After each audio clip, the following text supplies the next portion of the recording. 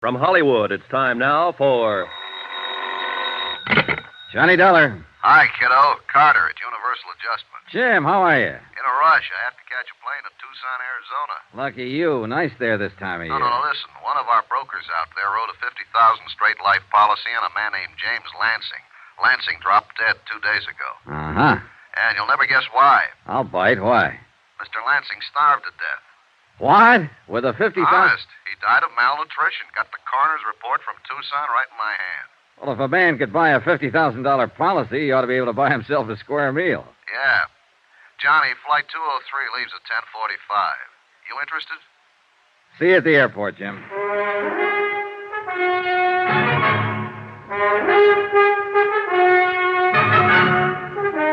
Tonight and every weekday night, Bob Bailey in the transcribed adventures of the man with the action-packed expense account, America's fabulous freelance insurance investigator. Yours truly, Johnny Dollar.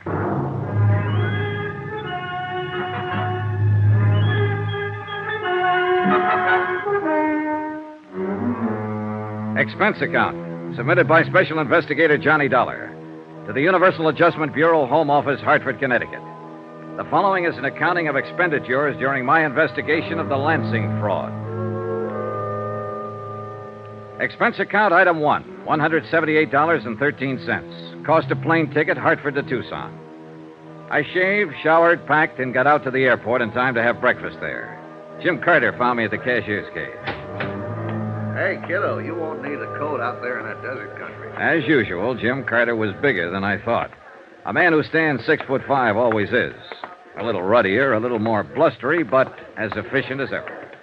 I wrote a special delivery airmail to the Insurance Commission in Arizona this morning and explained that worldwide, they wrote the policy, we're holding up payment pending investigation. Well, you could have told him that in person. We'll be out there as soon as the letter. Well, I like to be formal on these things, especially with the state commission.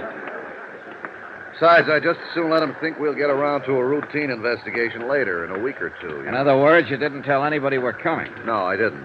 Maybe we can work it better this way.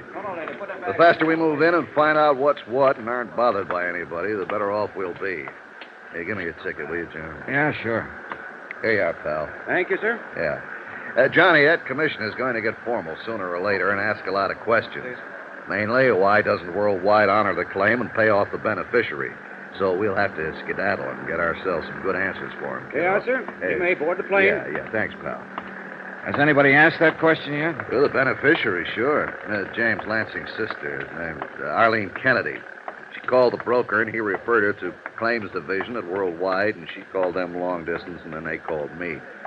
I told them to put her off for a while, telling her it was just routine. I see. Is she going to be tough? Man, she could be, Johnny. I understand she has money of her own, and she has some influence in and around Tucson. Oh, a lot of money? Yeah, and trust. She's very comfortably fixed. Yeah, watch yourself, kiddo. Yes, Mrs. Kennedy's pretty upset by the whole business. Can't blame her for that.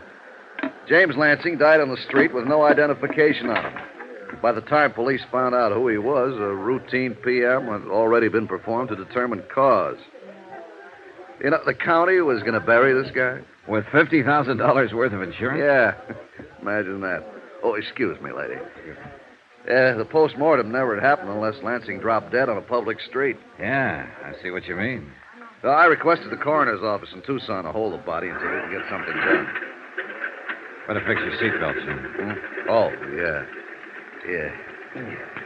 First thing that occurred to me when I saw the PM findings was that it might not be James Lansing at all. Chronic heart condition, lung history, debility. Doesn't sound like anybody worldwide would insure. Lansing took a physical before the policy was issued, didn't he? Of course he did. See, have you got any material on his insurance examination? Sure. Right here. Standard form. James Lansing was 100% okay when the policy was issued a couple of years ago. Malnutrition, lung history, chronic heart. Hey, how could he get in that bad shape in 2 years? That's a pretty good question, Johnny. I bet the answer is going to be great. Yeah. What's the examining physician's name? Let me see. Oh, here it is. Dr. Carl Mayhood, Suite 932, Valley National Building, Tucson. He's our first job, Johnny. Hey, cute stewardess. Yeah. Well, back to business, kiddo. It was a long trip, and I spent most of it going over the material in Jim Carter's briefcase. By the time we circled Tucson Airport at 4:45 in the afternoon, I had the facts pretty well in mind.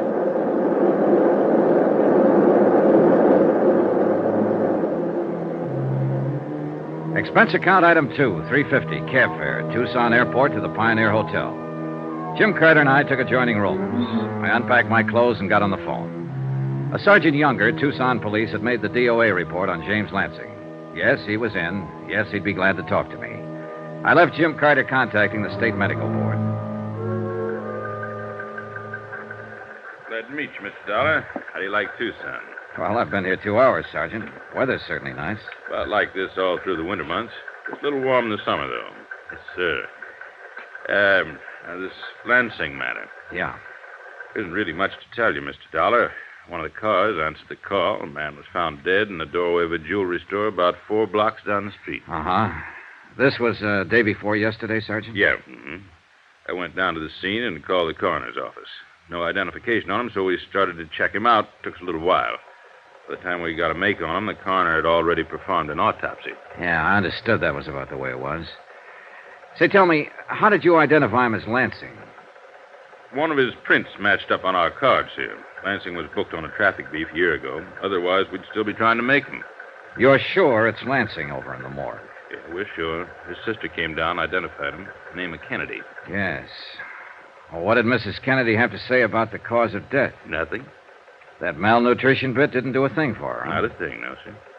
We all thought Lansing was some sort of a transient. You know, just some old bum until we identified him. Uh-huh. Any witnesses see him die? No, we haven't found any. According to the coroner, he'd been dead an hour or so before anybody noticed him at all. Happened early in the morning. I see. Say, did Lansing have any other business down here other than that traffic violation? Nope. All right. Who do I have to see to get into the morgue? Well, I'll phone the coroner for you. Won't be any trouble there. You want to go over now? No, later on, maybe. Dollar. Yeah? Death was from natural causes. There's no doubt about that. Yeah. Then no matter how much you investigate, you people are going to have to pay off. Well, aren't you? Maybe. We just have to be sure of one thing. What's that? That we insured the right man.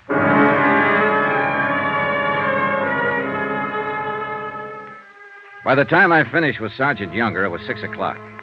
I phoned the hotel, and Jim Carter, busy and efficient as always, had already gotten the vital statistics on Dr. Carl Mayhood. Northwestern University Medical School, 1940. Army Medical Corps, 1941 to 45. Dr. Mayhood's license to practice medicine in Arizona was issued in June of 1946. Married, 2 children, income and practice, according to Carter, was average. In person, Dr. Mayhood was a tall, blond man in his late 30s. He looked like he needed a week's rest and a few laughs. Day and night. You have an alarm clock around the house, Mrs. Garland? Well, use that. Yes. Goodbye. Yes, sir? Dr. Mayhood, my name's Johnny Dollar. I'm from Hartford. I represent the Adjustment Bureau handling a claim for worldwide insurance. Well, what does that mean? I'm an investigator. So? July 14th, 1953, you examined a man I'd like to get some information about. I hope this won't take too long. Was it an insurance examination? Yeah. The man's name was James Lansing. Do you happen to remember him? James Lansing. No, I can't say that I do remember him, Mr. Dollar. What about him? Well, I'd like to show you the standard examination form first. Is this your signature? Is that your signature, Doctor? I suppose so, yes. I don't know. Aren't you sure? Well, how many people are certain of their signatures? It looks like my signature, Mr. Dollar. I can't say for sure if it is or isn't. All right, what about these? Are these notations on the form in your handwriting? I would think so. I don't know. It looks like my handwriting. I can't say. According to this form, you gave Mr. Lansing a complete physical and pronounced him sound. That's my job as a doctor on these insurance examinations. Anything unusual about that?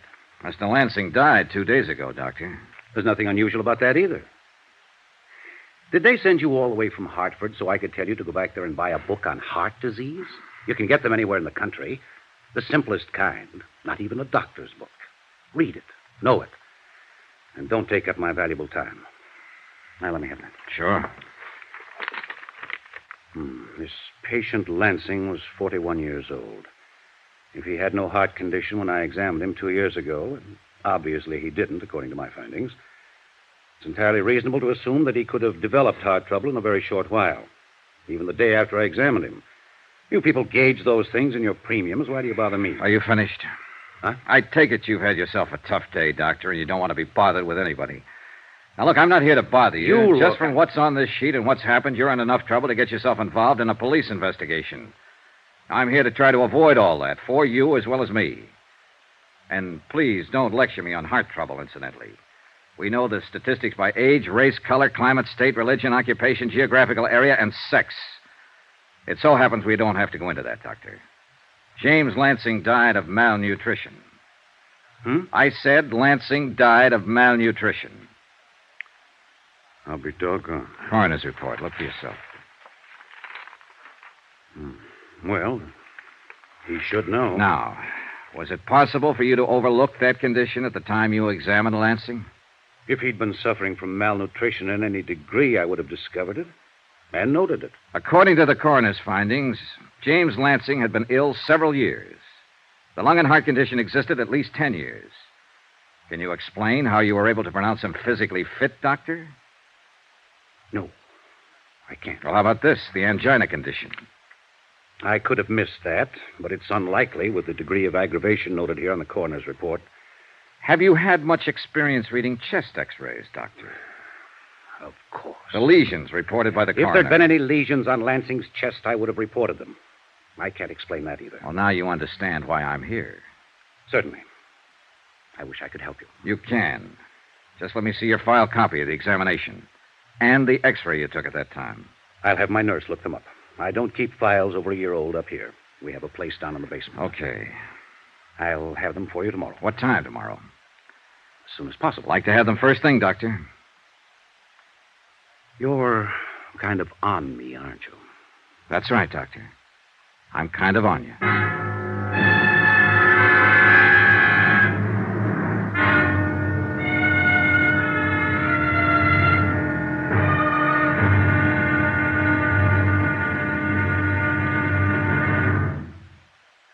There'll be another intriguing episode in our story of the Lansing fraud tomorrow. Tomorrow, $50,000 is a good price for a killing. Most anybody will listen for that kind of money. Join us, won't you? Yours truly, Johnny Dollar. From Hollywood, it's time now for Johnny Dollar. Dr. Mayhood, I sent you a copy of Lansing's insurance examination this morning. Did you get it all right? Yes, I did, Doctor. Thank you very much. Just looked it over. And I take it everything's all right. It's an exact duplicate of the one sent to the insurance company, and that part's okay. But it doesn't straighten out matters on this case. I'm not concerned with your case particularly. I just hope you're through bothering me, Mr. Dollar. Not quite. What does that mean? I want another hour of your time, Doctor. I want you to go over to the coroner's office with me and look at Mr. Lansing's body. What for? To identify it. I've got to know if he's the man you examined or not. About an hour? Doctor, I can get an injunction. All right.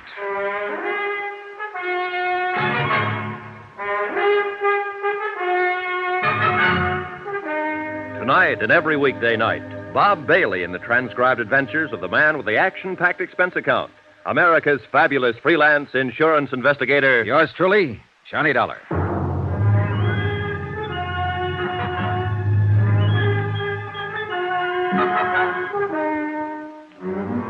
Expense account submitted by Special Investigator Johnny Dollar. Location, Tucson, Arizona. To the Universal Adjustment Bureau, Home Office, Hartford, Connecticut. The following is a further accounting of expenditures during my investigation of the Lansing fraud. Or was it a fraud? Expense account item 3, $10, loan. To Jim Carter, who was working with me on the case. Thanks, buddy. I'll pay you back as soon as I can cash a check. Been so busy, I haven't had time. How's your doctor friend? Well, I'm going to pick him up pretty soon and go over to the coroner's office. I want him to look at James Lansing and see if he's the same man he passed on the insurance examination 2 years ago. Either we insured the wrong man or Dr. Mayhood examined the wrong man. I don't know which. How have you done so far? Well, besides what I told you yesterday about Dr. Mayhood? Yeah. Well, he's in healthy financial shape. Not good or bad, but, healthy. His house halfway paid for. He owns one car outright and has 8 months to go on another one. All of which doesn't mean anything if he phonied up an insurance examination. Yeah, that's true, kiddo. That's true. I've been thinking. This would have worked, but James Lansing died on the street and the city performed an autopsy. Death, malnutrition. For a private physician, without an autopsy hanging over him, it could have been heart failure or most anything. Jim, I think we can do whatever we want around here. Step on anybody's toes, make any kind of noise we like. With this kind of situation to investigate, we don't have to be careful. Easy, Johnny. Lansing's body's in the morgue. There's no doubt that it's him, Exhibit A. But we aren't sure that his $50,000 policy was issued legitimately. What are you getting to? Call the State Insurance Commission, Jim. Let them know we think this is a bad one from top to bottom. Let them know that so that when the beneficiary starts to complain, they can tell her. It might scare her and whoever helped her into being more ridiculous than they've been already. I'm going to hold off, Johnny, Why? until I see how you and Dr. Mayhood make out at the morgue. Expense account item 4, $2, cab fare. From my hotel to the Valley National Building. I picked up a scowling Dr. Mayhood, and we drove over to the coroner's office. Mr. Dollar, this is a waste of your time and mine. Sorry to inconvenience you, Doctor, but it's necessary. I suppose so. And I suppose you have a job to do. But I have a job, too. Mr. Franks, the insurance broker, telephones me and says he's sending over a man for a physical. I do the physical. It's immaterial to me whether the man I examine is qualified for insurance or not.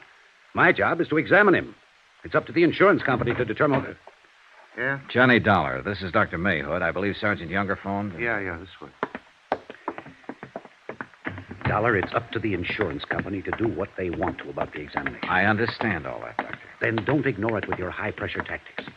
Because examination is the only part I have to do with this business. I examined a man named James Lansing 2 years ago. You have a copy of my findings on that examination. I stand on them. And don't forget it. I don't forget for 1 minute. Nor do I forget that what you found and what an autopsy surgeon found are completely different opinions on Lansing's physical condition. Here we go, boys. There's the body. Pull the sheet back, please. Yeah. Well, Doctor? I called my lawyer after you called me today. I won't be intimidated, Mr. Dollar. You aren't being intimidated, Doctor. You're being asked to cooperate. Then maybe I don't like the way you ask for cooperation. My attorney will be in my office to represent me if you bother me any more about this.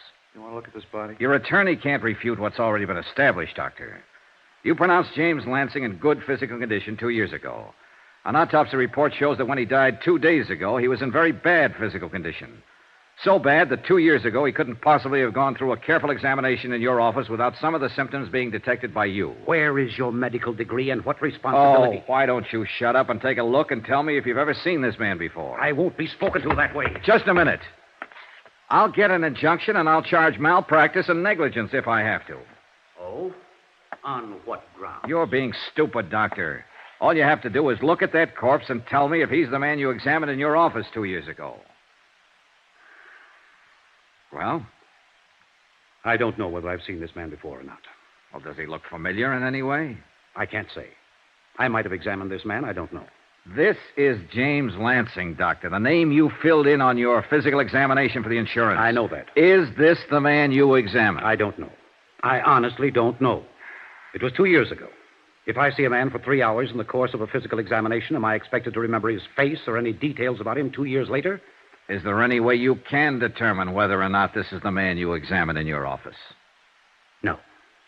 Not that I know of. Is there any way you can determine it? Believe me, Doctor, I can try.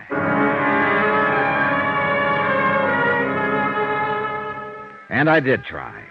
That afternoon, over the protest of Dr. Mayhood, I took all of the personnel connected with his office down to the morgue. A nurse, a receptionist, the x-ray technician, and a laboratory worker. None of them recognized the body of James Lansing. Expense account item 5, 10 cents, one phone call to Jim Carter, who'd spent the day preparing the necessary forms for the insurance commission and gathering data on Lansing's beneficiary. You think Dr. Mayhood was in on it? He's too mad, too belligerent, Jim. You don't sound too sure. Well, and maybe he just strikes me as an inept doctor. Well, let's say Mayhood's way down on my list. He examined a man who said he was James Lansing. It could have been anybody. All right, we'll let it go that way for a while. Any ideas? I'm on my way out to Lansing's old address. He had an apartment on the other side of town. I want to see how he's lived out there. Still want me to go ahead with the insurance commission? Yeah, go ahead.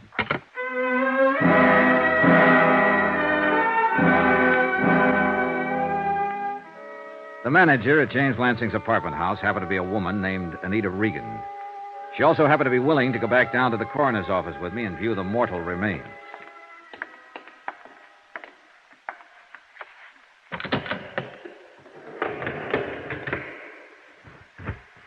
There you are.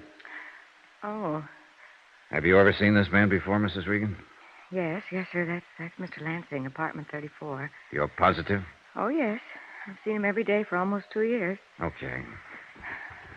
Want to smoke? I want to get out of here. Oh, sure. I don't know why I'm acting this way. He doesn't look any different now than he's looked before. I've seen him stretched out like that 100 times. What? I mean, almost like that. Out, stony. Only I guess it's because I knew he was just drunk then, not dead. Oh, I see. He was crazy carrying on the way he did. Whew. Feels good to be out in the sunlight again. Yeah. I'll take that smoke now, Mr. Dollar. Oh, sure.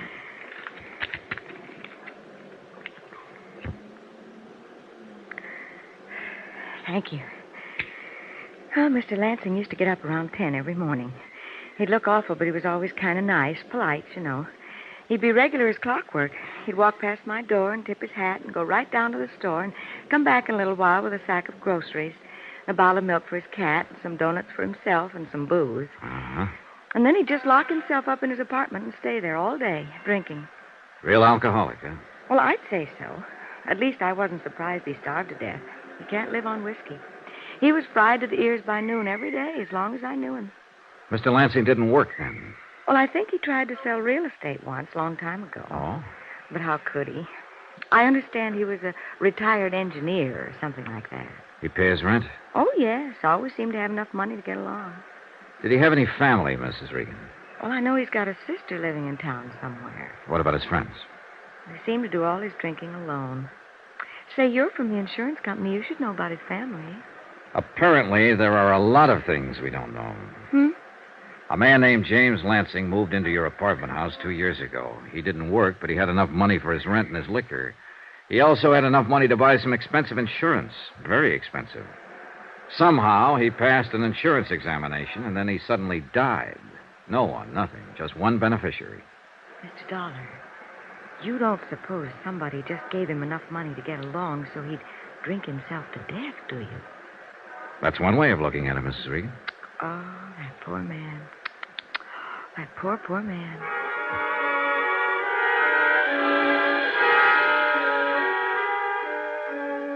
I spent another hour with Mrs. Regan, gathering as much background as I could about the last 2 years of James Lansing's life. I also spoke to the janitor of the building and 2 of the tenants.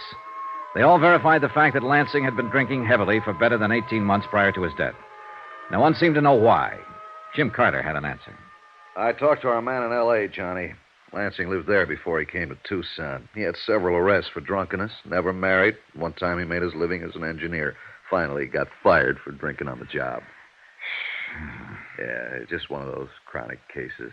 First arrest was back in 1939. How's the beneficiary holding up? The sister? Yeah. Well, Mrs. Kennedy was pretty upset when the insurance commission notified her we were in town making an investigation, indignant, put out, things like that. She wanted to know how long it'd take. This all comes secondhand from the insurance commission. Johnny, a broker named Hillary Franks sold the policy. What have you got on him? Hillary Franks has represented Worldwide Insurance in this area for 17 years. You're stalling, kiddo. Sure, I'm stalling, Jim. Because we're right down to the meat of it now, and it makes me sick.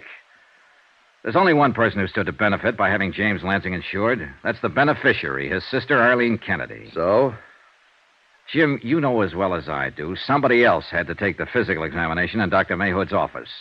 Someone had to help her arrange that. Someone had to help her get Lansing's signature on the policies. She couldn't have pulled it off by herself without gumming it up. She had to have expert help. Hillary Franks. Yeah. Hillary Franks, 17 years, broker, Worldwide Insurance Company. Okay, the salesman's the first one to come under suspicion in a case like this, outside of the beneficiary. So let's get on with it. All right, Jim. One thing. What? Hillary Franks knows we'll be looking at him, and he knows he's under suspicion. That worry you? A little bit. After 17 years in the business, he should also know where we're going to be before we get there. If he did something as dumb as try to work a $50,000 fraud on his own insurance company, he might do something even dumber. If so... Well, what's the 38, Jim? Here. From now on, Johnny, you better carry this.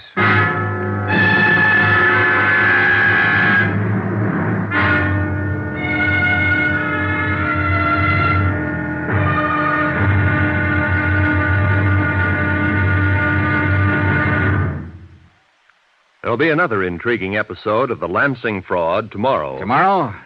Well, tomorrow there's a bit of excitement when a pair of thieves start falling out. Matter of fact, a lot of excitement. Join us, won't you? Yours truly, Johnny Dollar. From Hollywood, it's time now for... Johnny Dollar. This is Arlene Kennedy. You called my home, Mr. Dollar? Oh, yes, Mrs. Kennedy. I'm with Universal Adjustment Bureau. We're investigating the matter of James Lansing's death. Your what? We're investigating your brother's death before we take action on your claim as his beneficiary. Under the circumstances, we have to do this, Mrs. Kennedy. I'd like to talk to you about it, if I may. How would you like to talk to my lawyer, Mr. Dollar? Sure, if you think it's necessary. I'd rather talk to you first. Why? Well, frankly, the insurance company isn't satisfied that this is a legitimate claim. You mean you're not satisfied? All right, then I'm not satisfied, and I represent the company in this matter. Look, we won't get anywhere this way, Mrs. Kennedy, if you'll just...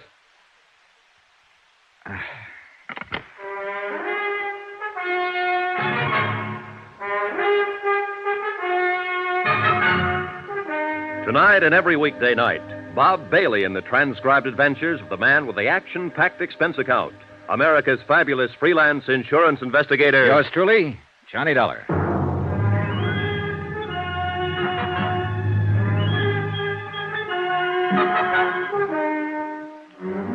Expense account submitted by Special Investigator Johnny Dollar, location Tucson, Arizona, to the Universal Adjustment Bureau, Home Office, Hartford, Connecticut. The following is an accounting of expenditures during my investigation of the Lansing fraud. $50,000 worth.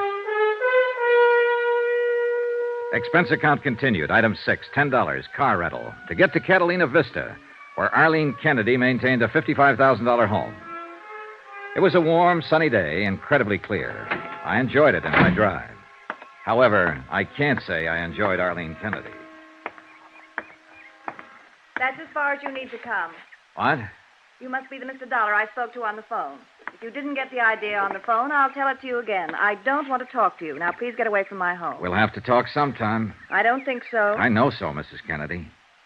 I must ask you to take your briefcase and get out of here, Mr. Dollar, now. I'm sorry you feel that way. Look, my brother Jim drank himself to death. I don't know why. I just know he did it. He's dead. I'm his beneficiary. Why don't you pay me what you owe me? We will, Mrs. Kennedy, if the circumstances are right. So far, though, we have reasonable doubt. And this investigation is for your benefit as much as it is ours. I can hardly believe that. When we've satisfied ourselves one way or the other, your claim will be settled. The whole situation's cut and dry. I'm afraid it isn't. Mr. Dollar, I've had enough of this. I'll turn the matter over to my attorneys. Mrs. Kennedy, I don't carry this briefcase to impress anybody, but I thought it might interest you. I have in it a copy of the physical examination your brother took 2 years ago when he applied for his insurance policy. I have a copy of the coroner's report and the results of the autopsy. I don't care what you have. Then maybe you'd just be interested in the conclusion. We have to discredit one item or the other. That's why we can't take any action on your claim yet. Goodbye. Wait. What is it you want to know? I haven't seen my brother in well over 2 years, 3 years. I can't tell you a thing about him. Were you on good terms with him? Of course I was. I was the only one he had in the world. He left me his insurance money, didn't he? Did he leave you anything else? He didn't have anything else. I understand there was a trust in the family. He spent his a long time ago. I understand you're a widow, Mrs. Kennedy. I don't see what bearing that has. Do you have any dependents? No children, if that's what you mean. The money from the policy would have gone to you alone. Let me correct you. The money will come to me alone. I don't know what you people think you can do trying to weasel out of this payment, but I've already spoken with my attorneys, and they've advised me to sue for an immediate settlement and damages. Perhaps I can save you some fees and your attorney some time, Mrs. Kennedy.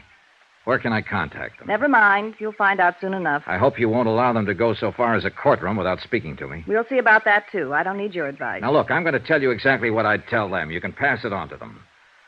Your brother could have died quietly in his bed one night, and any doctor would have pronounced him a heart failure, and your claim would have been honored without delay. But James Lansing made the mistake of dropping dead on a public street, and the police took over, and before he was properly identified, an autopsy had been performed. And I intend to sue the city for that kind of liberty. They had no right to... They had every right. An unknown man dead on the street from unknown causes. Now, don't be childish. Because of that autopsy, we know your brother couldn't possibly have passed an insurance examination 2 years ago or 10 years ago. Not with the amount of bad health he'd collected. But he did pass it. The insurance company accepted him as a client. They issued a policy, and you can't deny it.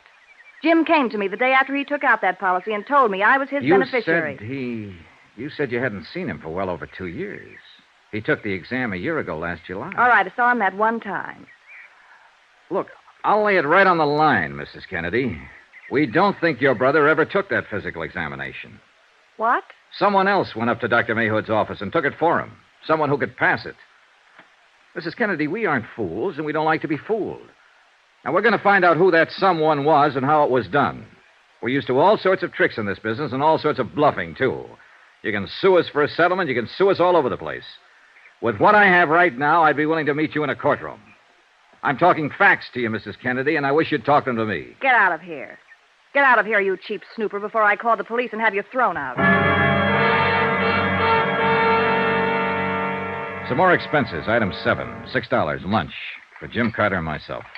We'll pass the cream, Johnny. Thanks. Well, what do you think, Jim? Mrs. Kennedy? Yeah. Well, it's hard to say. She's going to make it as tough as she can for us, judging from her attitude toward you this morning. How does the commission feel? Well, they feel very badly that something like this has come up. They've requested us to act with discretion and to act swiftly. They're certain the entire matter can be settled without legal action. Pass the sugar, please. Uh-huh. Thanks.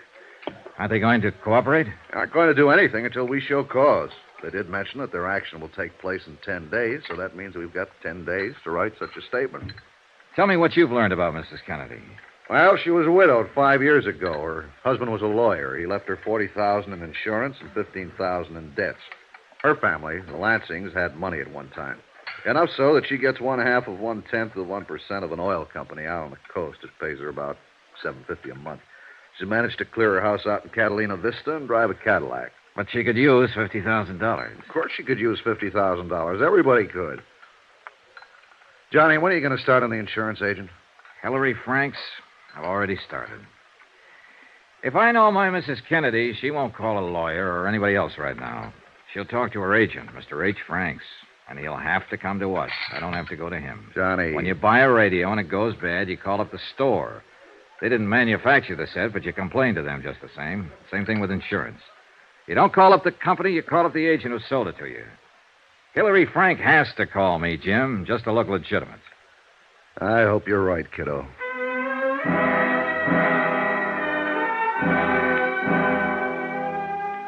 After lunch, I went back to my hotel room and opened up the file Jim Carter had collected on Hillary Franks. Hillary Franks, age 56, college graduate, married, 2 children, wife deceased, income good. No record of any kind for any offense. Highly thought of by worldwide insurance officials. The 17 years with the company sort of got me. He started as an agent when he was 39. This is Hillary Franks, Mr. Dollar. Yes, sir. I understand you're in town on a little investigation for the Home Office. Wonder if we could have dinner. As a matter of fact, I was going to call you, Mr. Franks. The policy I'm working on was written by you. Yes, I understand that. Mrs. Kennedy, the beneficiary, called me today. Seemed very upset. I thought perhaps we could discuss it over dinner. Anything wrong with right now at your office? Why, not a thing.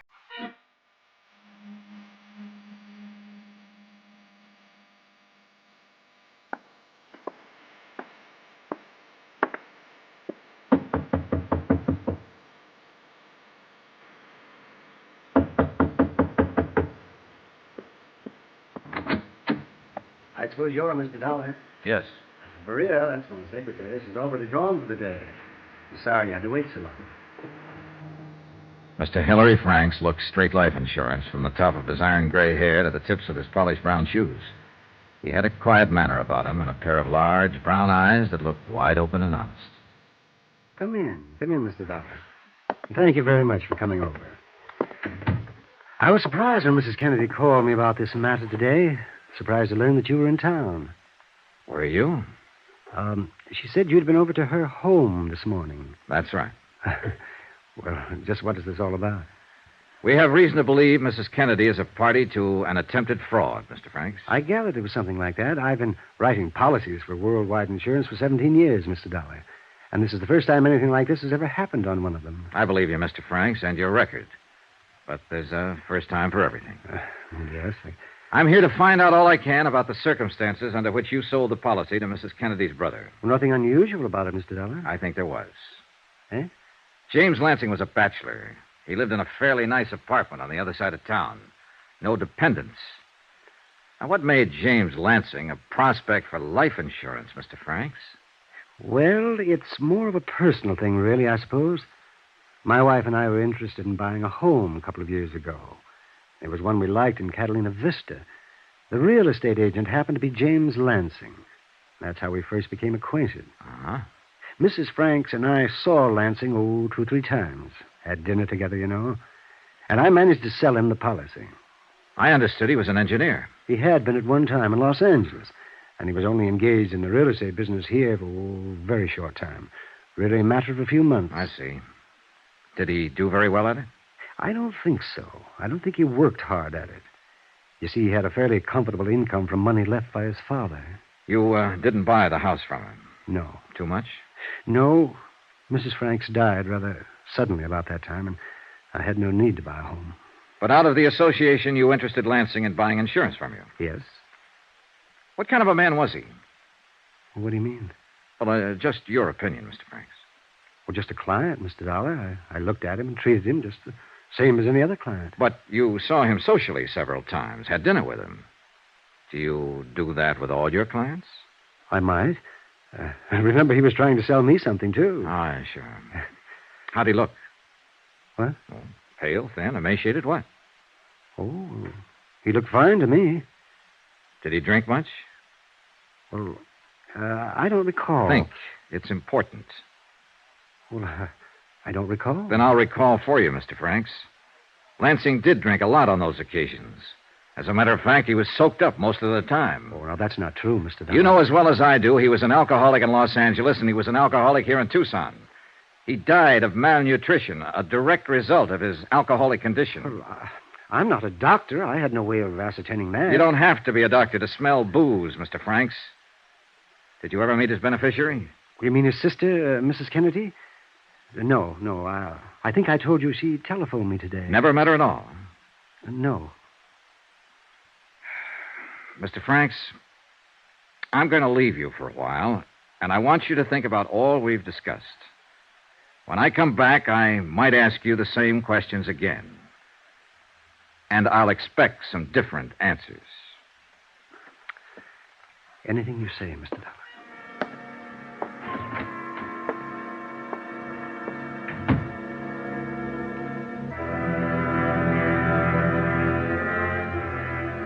Hilary Franks, 17 years insurance broker, was a bad liar. He was worse than that. He was a stupid, awkward, unprepared liar with no idea of what he was up against. He knew I was going to get him and get him good, and he didn't know what to do about it. I almost felt sorry for him.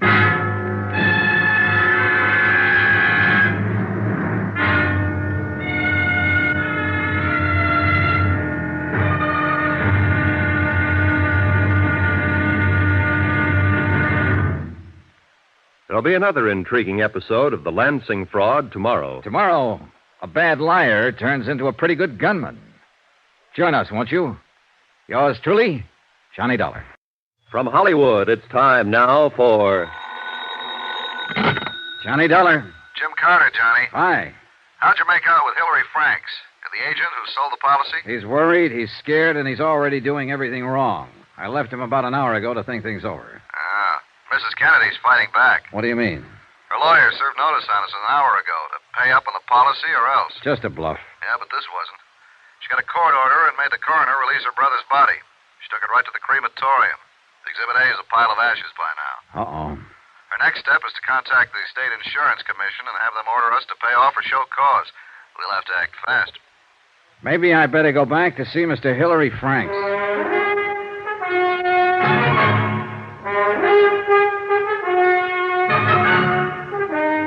Tonight and every weekday night, Bob Bailey in the transcribed adventures of the man with the action-packed expense account, America's fabulous freelance insurance investigator. Yours truly, Johnny Dollar.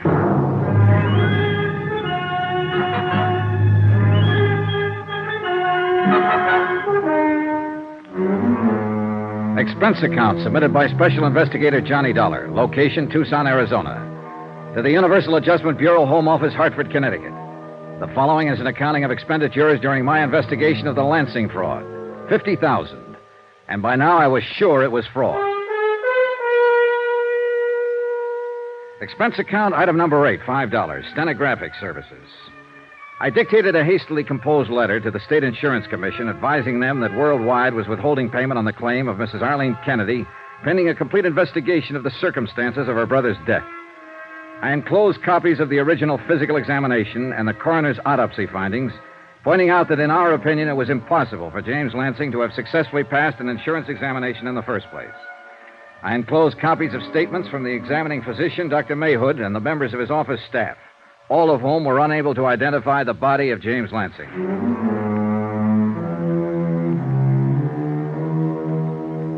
Expense account item 9, 52 cents, postage. I sent the letter to the state capitol special delivery in the hope it would arrive there before Mrs. Kennedy's lawyers took the anticipated action. After that, I drove back over to the office of Hillary Franks. He was the same as I left him an hour before. A little shaken, but still unable to realize quite what was happening. Yes, Mr. Dollar? Mr. Franks, I wonder if you've got anything to say to me. Nothing, Mr. Dollar. I was hoping you might want to make a statement. Oh? About what? Mrs. Kennedy's attempting to defraud your insurance company? I don't know what you're talking about, Mr. Dollar. I sold her brother an insurance policy. I don't even know Mrs. Kennedy. There are a lot of things about this you say you don't know. Do you want me to lay it on the line? If you like. All right.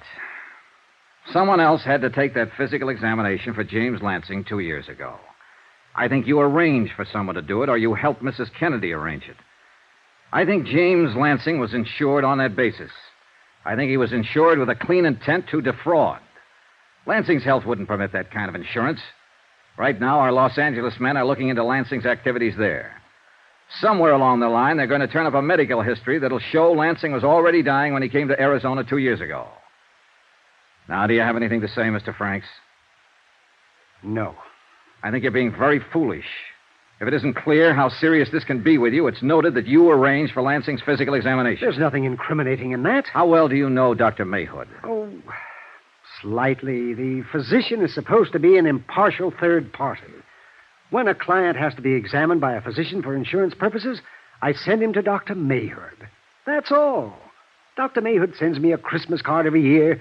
I sent James Lansing to him. Just like any other? Just like any other. Oh, you worry me, Mr. Franks. You don't object to my questions or get ruffled when you're caught lying. I've given you time to think and time to make a statement regarding your part in this matter. I resent all this, Mr. Dollar. I've been an insurance broker for a good long time, and no one has ever questioned my integrity. And I think that's what you've been banking on, Mr. Franks, your reputation. Well, I've been questioning it ever since I got here, and I still question it. You couldn't have known James Lansing without being aware of his drinking habits. I'm sorry for you, Franks, but there had to be collusion here with the beneficiary, Mrs. Kennedy. And you're the logical party. Dollar. You arranged for someone else to take that examination for Lansing, somebody who could pass it. Now, I've given you a chance to talk to me, but you refuse. Now we'll see how you like talking to the police about it. What? I'm going to swear out a warrant for your arrest. Dollar, I'm going to charge you with attempted fraud and collusion. And I'm going to swear out a warrant for Mrs. Kennedy, too. You're going to jail. Oh! Oh!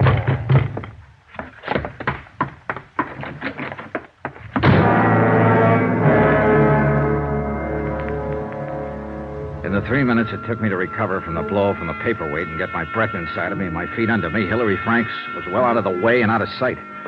About that time, Jim Carter walked in. Hey, what happened to you? Hillary Franks. He got scared, swung a paperweight at me, and beat it. Well, if he's playing rough, I don't want to take any chances. Oh, put that phone down. He hasn't admitted anything yet. Smacking you on the side of the head is admittance enough for me. No, I want a statement. I think I can get one. You have to find him first, and he's running. He won't run far, Jim. What makes you so sure? Hillary Franks doesn't know how to run.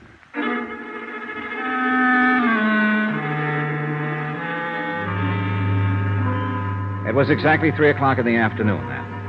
At 3:25, I was back out in Catalina Vista knocking on a familiar door. And the same familiar things began to happen all over again.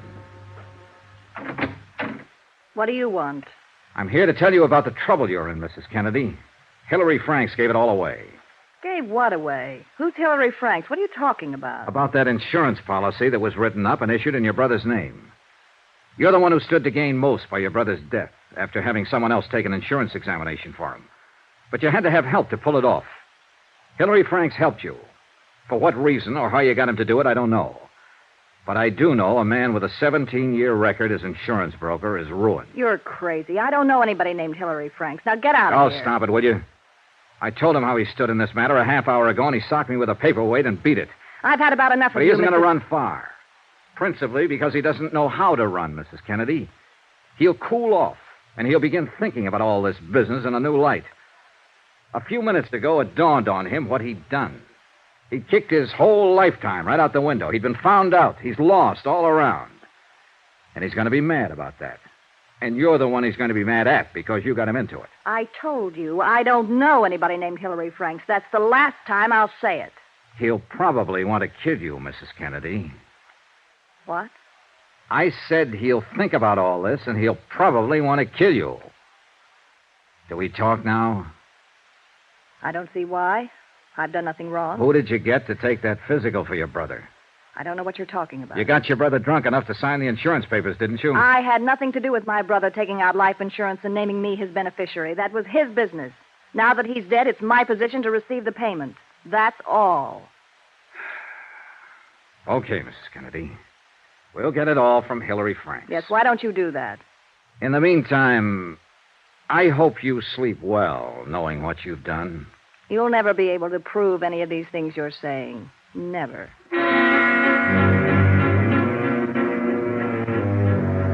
And for 24 hours, it looked as if Mrs. Kennedy might have been right. There was no way to involve her unless we had a statement from Hillary Franks, and he was still missing. I set up a watch on Mrs. Kennedy's house, and Jim Carter kept an eye on Hillary Franks' place. About 10 o'clock that night, Jim Carter drove up.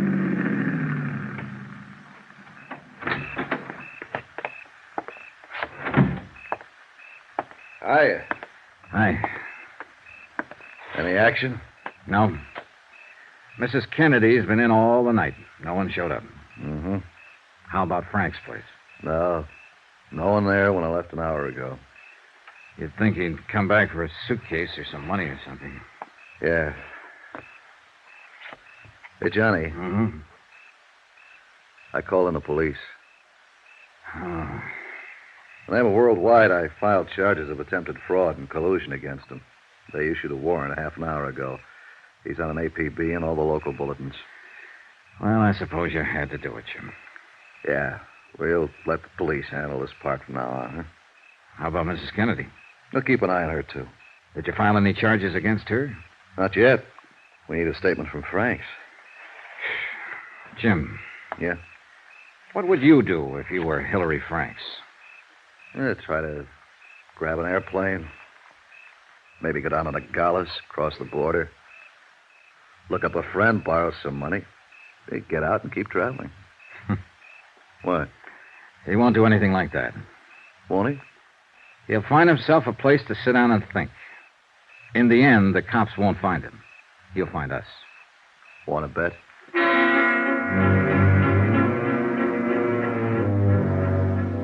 By the next morning, the police had still been unable to locate Hillary Franks. I left Jim Carter in the room on a long-distance call to the Insurance Commission advising them of the events up to date. Drove out to Hillary Franks' office. I noticed 2 police officers loitering across the street as I walked in the front door.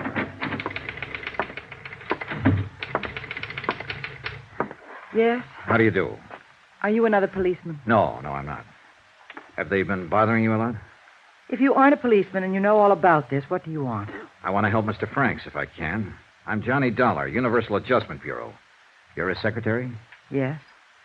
How long have you worked for him? 12 years. Do you like him? He's always been a fine man.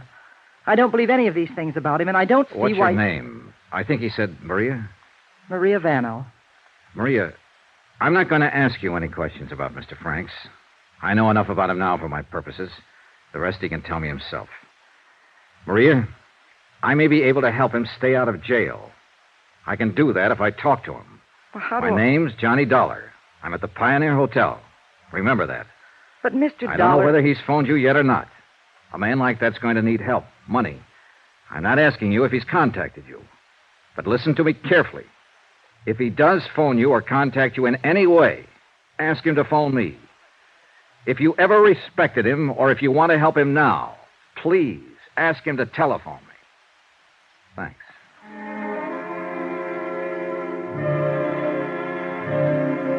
I drove back to the hotel and waited for results. Another 12 hours went by. Hillary Franks was still missing, and Mrs. Kennedy was still refusing to admit anything. Finally, about 11 o'clock that night, my phone rang. Johnny Dollar. Hello. This is Hillary Franks. Where are you? Never mind. Dollar, they know all about me back at the Home Office, I suppose? Yes. I'd like to explain some things to you so you can pass them on. I'd like the people back there to know why I did it. Well, before I leave town... You won't get far. The police are looking for you. Oh, I can get away all right. Mr. Franks, Worldwide doesn't want to prosecute. The notoriety would be bad for them. If you'd make a statement, sign it, I think I could talk them into dropping the whole matter. Maybe we'd better get together. Come on over. Oh, no. No, I'm not that crazy. Do you know how to get to the San Javier mission? I can find it. In 15 minutes? Right. And Dollar? Yeah? It's right out in the open. If you bring the police, I'll use a gun. I bought one this morning. All right, Mr. Franks.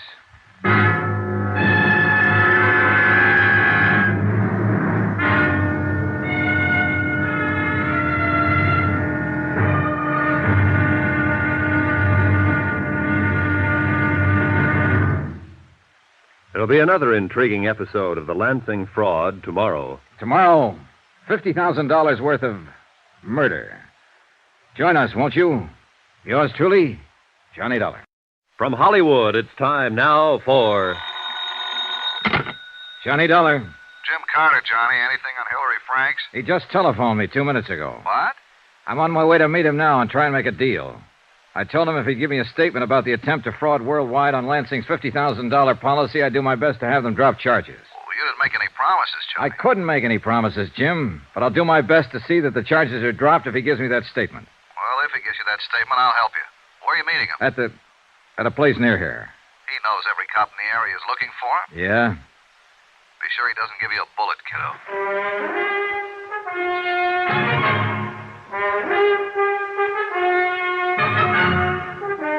Tonight and every weekday night, Bob Bailey in the transcribed adventures of the man with the action-packed expense account, America's fabulous freelance insurance investigator. Yours truly, Johnny Dollar.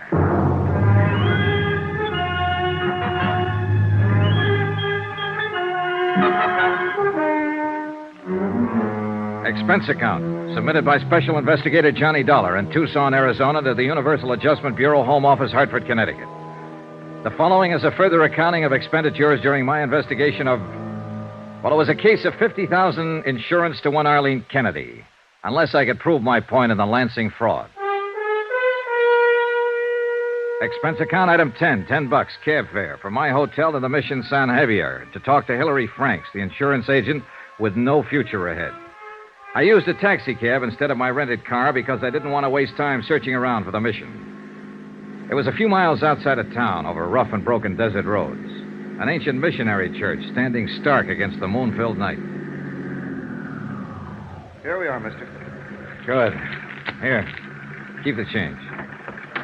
Well, don't you want me to wait for you? No, I'll get back okay. Not many places to call a cab from out here. Yeah, I know. One of the Padres, your friend? No, I'm new around here.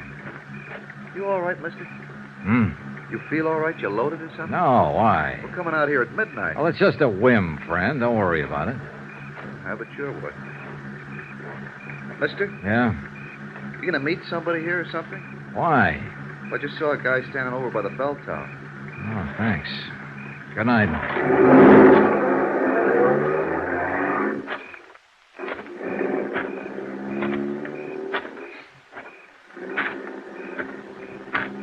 Over here, Mr. Dollar.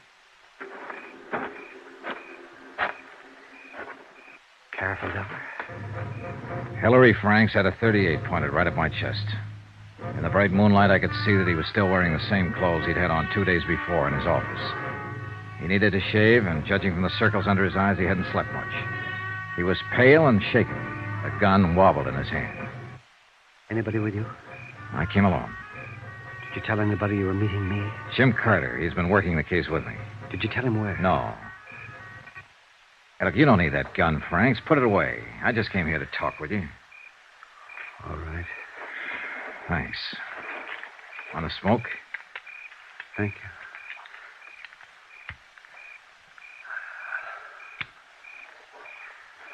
Why did you talk to Carter? What did he say? He said he'd help me try and have the charges dropped against you if you give us a statement. Now, you have 2 of us on your side, Mr. Franks, if you want to cooperate. Do you? I want to straighten out what I can, Mr. Dollar. Well, now's the time to do it. What was your deal with Arlene Kennedy, James Lansing's sister and beneficiary? I met Arlene Kennedy right after my wife died.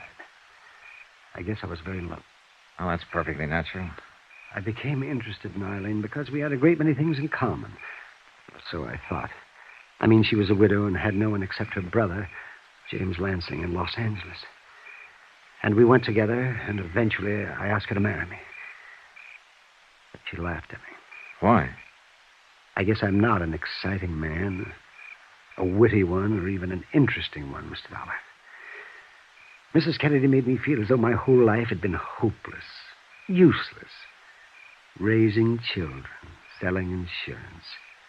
She made me feel as though I'd miss a great deal in life unless I married her. What is it? What do you want from me? What do you want from life, I'd ask her. And she'd only laugh at me. Go on. I just can't tell you how desperate it made me feel. I loved her, Mr. Dollar. I wanted her. Did she ever answer your questions? Oh, many times. She pointed out that her trust funds pay her over $700 a month for life. And she knew that my commissions and salary as a broker came to about the same. Oh, Mr. Dollar, we could have lived very comfortably on that kind of income. But Arlene talked of traveling, of Europe, of clothes, and, oh, I don't know, things her family had been able to afford for her once, many years ago. And she said she wouldn't marry unless we could look forward to that kind of life. She wanted $50,000 in cash instead of money just trickling in every month. That's about it. When did she get around to the proposition, her brother's insurance? Her brother came here from Los Angeles one day. The doctors there gave him a year or 2 to live. Oh, yes, he was pretty shot. Been drinking for years. He'd used up all his money, a long time before. He asked Arlene to help him. She paid his apartment rent and gave him enough money for liquor. And then one day, she came right out with it. She said she was investing in him. And he was a good risk, because she knew he'd die. That's how she put it to me. Mm-hmm. Arlene said all I had to do was see to it that her brother had a nice fat policy. He was going to die. Why not cash in on it? I must have been crazy to even think about it. How did you work it? I mean, how did Dr. Mayhood pass him? I paid a man $100 to go to Dr. Mayhood's office and take the physical for Lansing. What was the man's name? Oh, no, I wouldn't tell you that, Mr. Dollar. He's not involved in anything. All right, we'll let that go. Once you arranged for Lansing to become insured, you and Mrs. Kennedy just planned on waiting for him to die. That was the general idea in view of what the Los Angeles doctors had said. Once I'd done it, gotten him insured, it was too late to turn back. Did you want to turn back? Yes.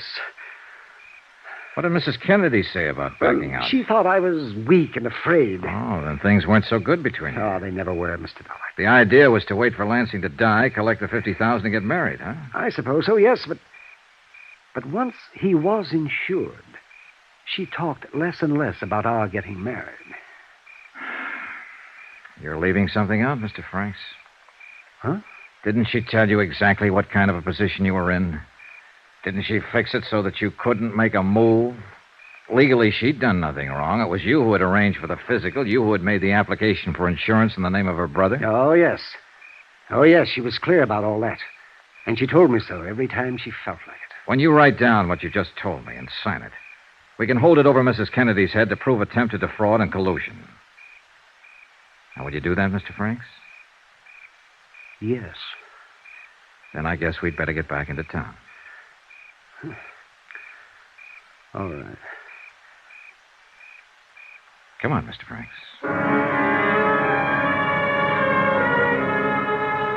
We walked 3 miles over to the highway, flagged down a car, and got back to the hotel about 2:30 in the morning, got Jim Carter out of bed. Enclosed, fine notarized statement of Hillary Franks explaining his part in the matter regarding policy 678JN23L. Before he was finished, Carter had already telephoned the Tucson police, telling them that the charges were being dropped against Franks and that he was no longer a fugitive.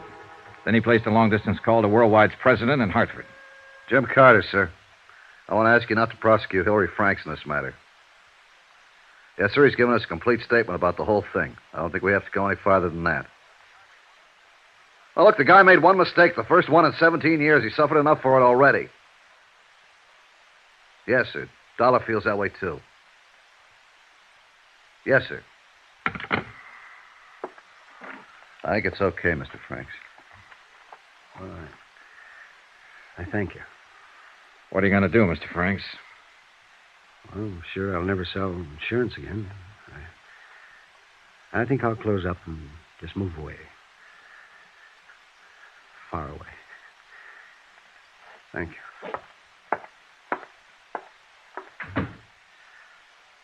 Poor guy. Oh, let's clean up the rest of this and get out of this town. Sure, Johnny.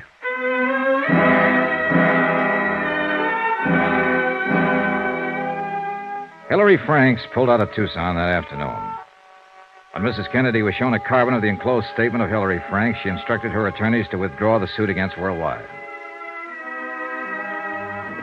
Expense account, item 11, $75, hotel and board while in Tucson. Item 12, $402.15, plane tickets, Tucson to Hartford for Carter and myself. We were scheduled to leave at 1:30 in the morning. 2 hours before plane time, I dropped by Mrs. Kennedy's house to have her sign a release of all claims on the insurance company. And for other reasons.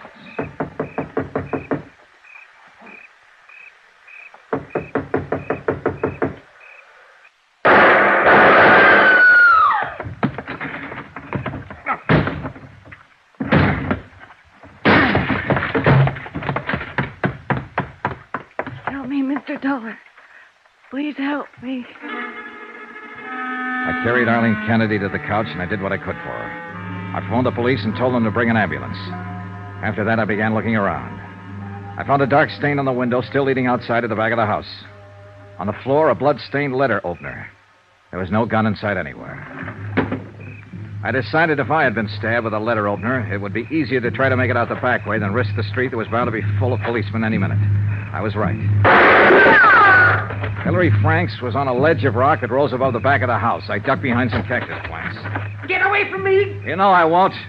You know I wouldn't when I let you walk out this afternoon. Johnny Dollar! That's right. Now put that gun away and come on off that ledge. Get away! Go away! You missed by a mile. You don't know anything about shooting a gun. Come on down. Stay where you are! Don't do anything foolish! I'm coming after you. I'll shoot!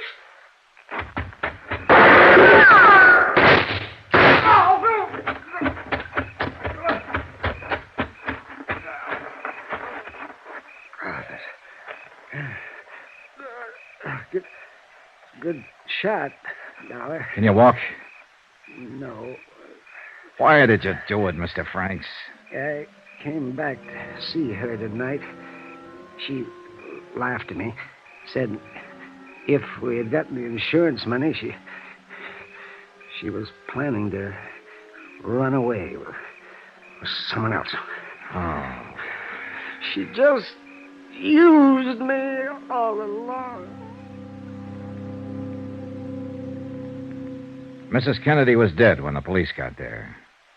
Hillary Franks died en route to the receiving hospital. Item 13, $15, hotel. One more night in Tucson. Expense account total, $1,121.13. Yours truly, Johnny Dollar.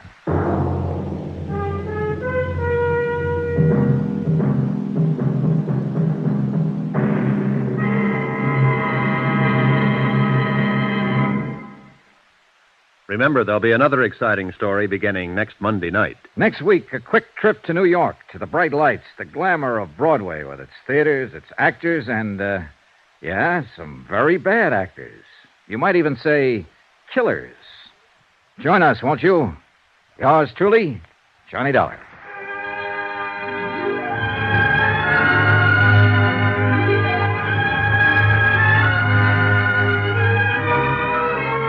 Yours truly, Johnny Dollar, starring Bob Bailey, is transcribed in Hollywood. Written by John Dawson, it is produced and directed by Jack Johnstone. Heard in this week's cast were Mary Jane Croft, Vivi Janis, Gene Tatum, Hy Averback, Barney Phillips, Russell Thorson, and Howard McNear. Musical supervision by Amerigo Marino. Be sure to join us on Monday night, same time and station, for another exciting story of Yours truly, Johnny Dollar. This is Roy Rowan speaking.